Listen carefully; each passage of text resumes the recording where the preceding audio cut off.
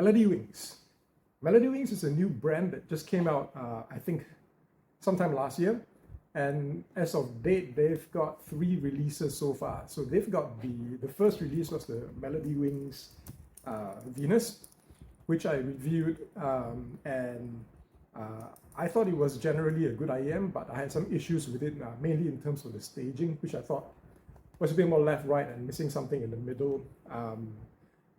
I thought that could have been done better, but generally tuning it was fine. Now, the Jupiter that came out after that as a single DD IEM, price lower, I think it was about maybe $100 or thereabouts.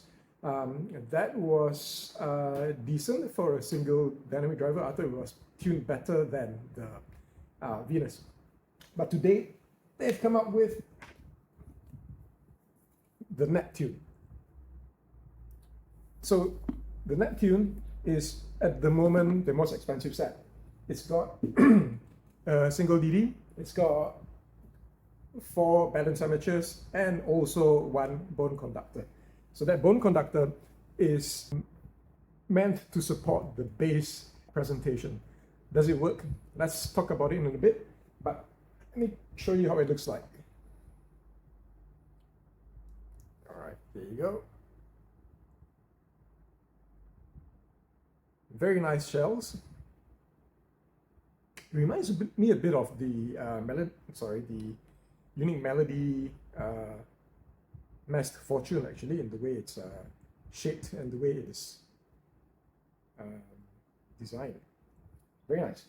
It also comes with, firstly, before that, it comes with a modular termination, so you can switch between 3.5 and 4.4. Both are included in the set, so easy enough. Just unscrew it, take it off, put it back on, right? And it comes with a nice carrying case in blue. The zip is a little bit tight, but maybe on my side, but otherwise no complaints. Very, very nice. In terms of drivability, this thing is rated at 19 ohms and sensitivity of 108 decibels per milliwatt. So pretty easy to drive, no issues there. It does scale up with power, so if you add more power to it, you will find that the bass presentation comes out even stronger. I do have one issue with the IEM, which will have an impact in terms of the way it sounds. So the nozzle is a little bit on the thicker, larger side. I find that I have some issues getting a good fit on it, and I have been trying different ear tips, and I've settled on the Elitech Baroque. This is the medium-large version. So that works for me, but I would suggest that you play around with it to get a good seal. That good seal is very, very important in how you're going to hear the sound.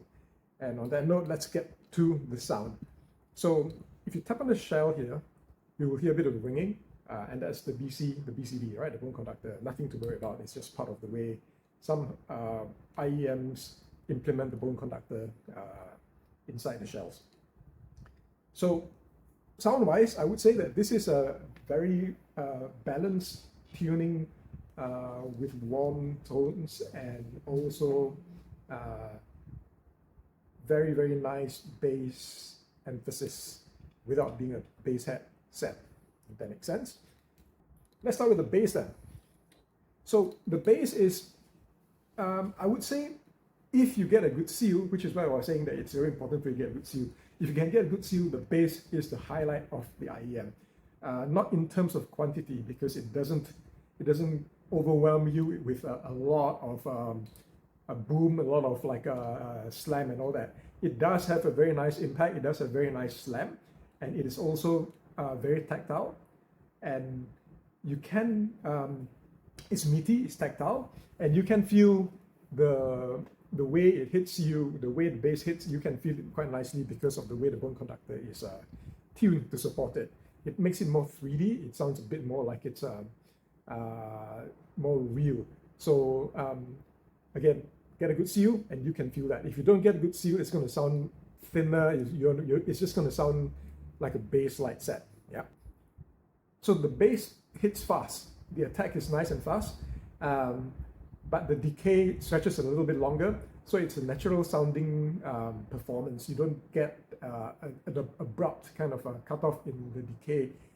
which makes all the bass hits sound very, very natural. And that is same across all the entire frequency range actually. The decay is nice on this, very natural.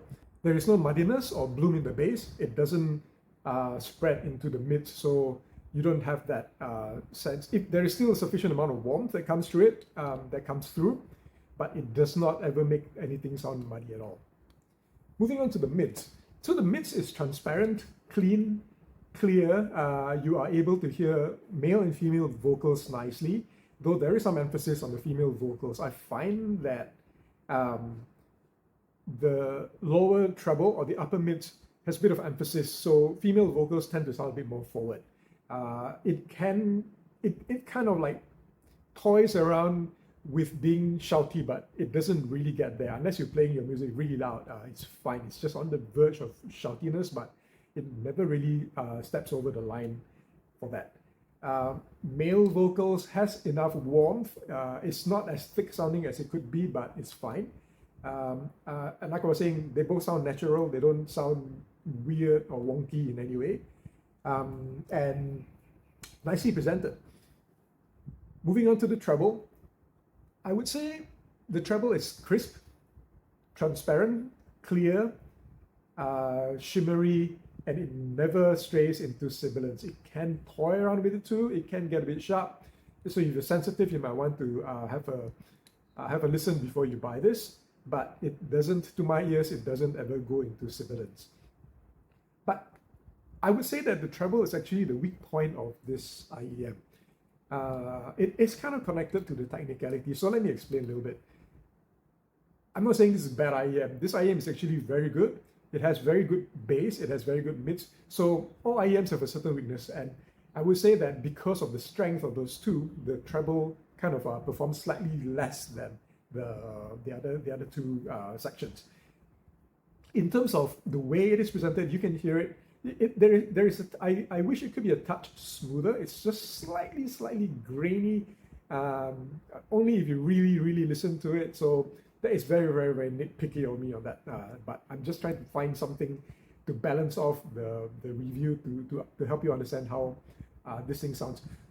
So back to what I was talking about. I was saying that the treble is the weakness because and it's linked to the technicalities.